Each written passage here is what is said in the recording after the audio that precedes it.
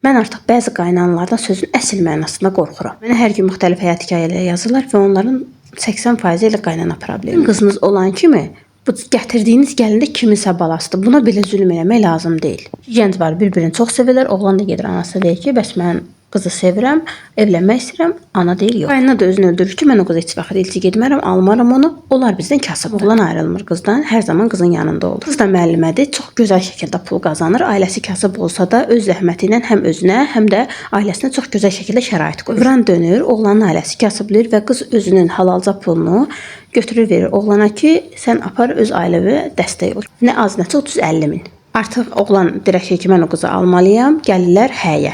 Amma qaynana deyir ki, mənim ona xərclənəcək bir qəpiyim də yoxdur. Qız öz həsini belə öz pulu ilə eləyir. Onunla qız həli ola, qaynana gedir oğlana gündə bir qız göstərir ki, bəs bunu alım, ondan nişanı at. Söz söhbətdən bezən oğlanla qız gedir gizlincə evlənirlər. Çünki qaynana deyir, mən icazə verməyəcəm sən o qızı alasan. Evləndən sonra qaynanaya deyirlər, qaynana deyir ki, mən heç vaxt qoymaram ki, siz evlənib bir evdə yaşayasınız. İndi bu iki gənc evli ola, toylarını eləyib bir ailə ola bilmirlər. Və qaynananın da xəbəri var, qız ona o qədər maddi dəstək olub, amma yenə də deyir ki, yox, mən o qızı heç vaxt almaram oğlum. Bu artıq oğlunu qısqanmaq deyil, bu konkret xəstəlikdir. Belə insanların müalicəyə ehtiyacı var.